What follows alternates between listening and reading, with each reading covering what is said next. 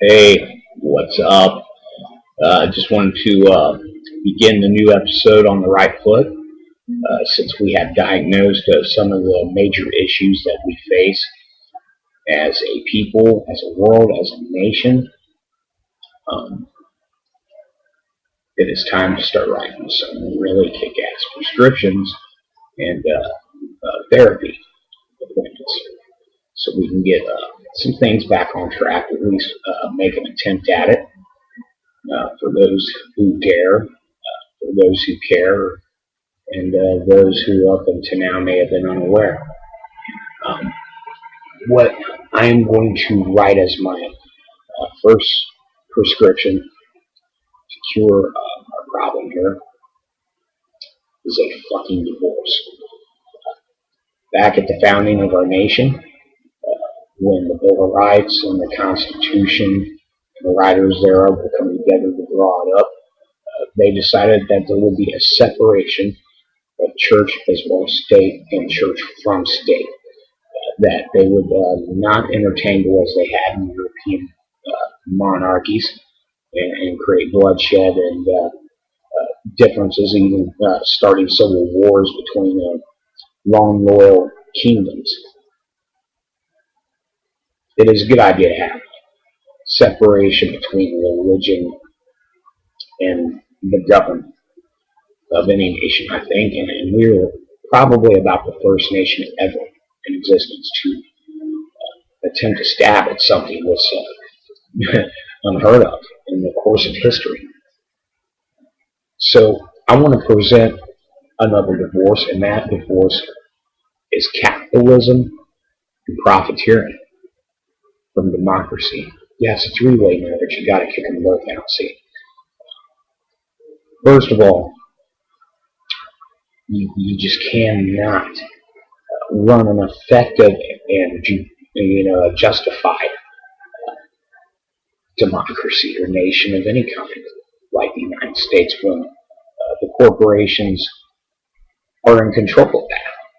You will never receive representation while capital powers and profiteers send their agents to govern and give you a false illusion of your options, saying, hey, you can choose this way, and if you believe this way, then you are that way. Or you can choose this way, and if you believe that way, you are that way.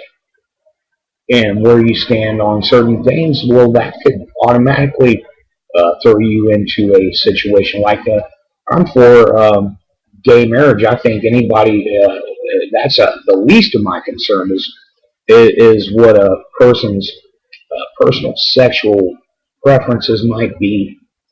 To me, that is so minute in comparison to what we're facing. I mean, if they want to be married, let them get married, however, with all due respect to uh, religious philosophies and staying true to their own codes, I don't feel homosexuals would necessarily do well to seek out a Christian church to commence their marriage.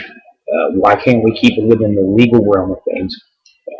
If anything, biblical scripture and the philosophy of Judaic, Christian, Islamic religions is a condemnation of homosexuality. And so it would just be, to me, an attempted slap at the face at the religious authority. There's no need to antagonize them directly and try to make them submit to what they view as an abomination. Go to a fucking justice of the peace. Go to Vegas, man. The churches there are fucking freaked out, man. Go somewhere where you're not offending a true to the grit, old school Christian, for example. I mean, yeah, you will. I'm taking up for Christians, yeah, in that regard. But at the same time, Christians that are so worried about these gay marriages, what the hell's your problem? Don't you have a life? Don't you have shit to worry about? Who the fuck cares who's porking who and how they're porking them? Do your thing. Uh, I'm not worried about it. I think there's good people that are homosexuals that are just super great friends of mine, and they're both men and women, and I don't judge them on their sexual polarity. I believe that that is so minute. Like I said, I just don't get that. But at the same time, I'm fucking way pro gun, way pro gun, and way pro cheap products that we buy American. Stop purchasing foreign goods and foreign crap. Let's get back to building the infrastructure of our economy here in America and start our own businesses. In order for the colonial army and its supporters during the American Revolution in the 1700s to succeed and unite, they had to boycott many different things they really could have used. They would do without. They would not buy imported English goods into the colonies because that would take away from their communities. And so, not only that, they were taxing the shit out of it. And people were like, why the hell are you taxing us now? We've been here 3, 4 generations already, and all of a sudden we're your subjects. And so they rose up and they got pissed off. Do people have balls like that today to stick together with all of the media brainwashing they're receiving? These issues aren't even important to most people. Most people are like, well, let's go on with my life. Or, I don't know if my grandkids are going to be free or if they're going to get arrested for, sexual harassment for winking at a girl when they was 13 or something. I mean, the things that go down and the frivolous lawsuits and charges that people are brought up on are just so fucking far out. They're more far out than any acid the hippies fed us kids back when we were young. I mean, it's so fucking far out that I think, it's like a third planet X. Some of the shit that they come up with that sticks in court. So we got to first start. Now let's keep on track with our divorce. We need to hold a dissolution hearing to get rid of corporations out of our political system, to disable the electoral college, to refuse to vote for sponsored candidates. But they need sponsorship. That's how they get elected. What the hell? Why should they be any better? Say your brother or your sister or your cousin or somebody you admire wanted to run for president.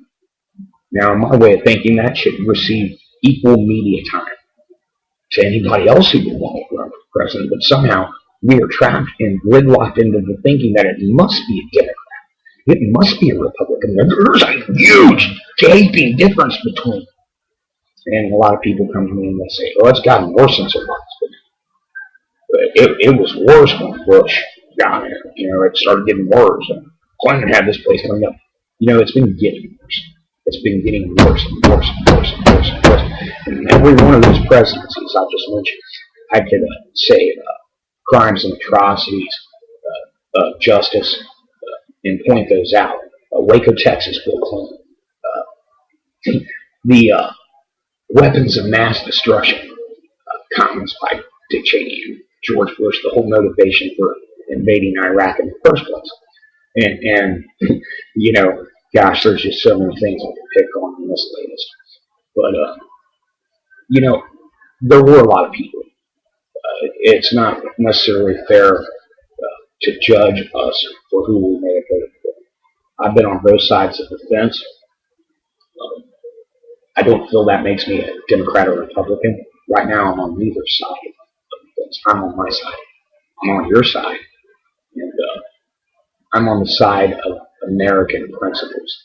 And I don't give a shit if it's the legacy of the Whig Party that lives on through the Republicans and the Tea Party and Tea Party crashers and the liberal side of the fence where, everything has to be all flowers and peace and kosher and right and acceptable to every little facet of our society except, the ones who used to oppress them.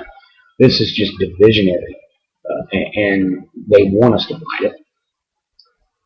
Who gives a shit? Let's fix our country, pick ourselves up off our ass. We whooped ass in World War II. We we were the stars of World War One. We've done miraculous things as a people. We are a mixture of the strongest nations provided in Western civilization.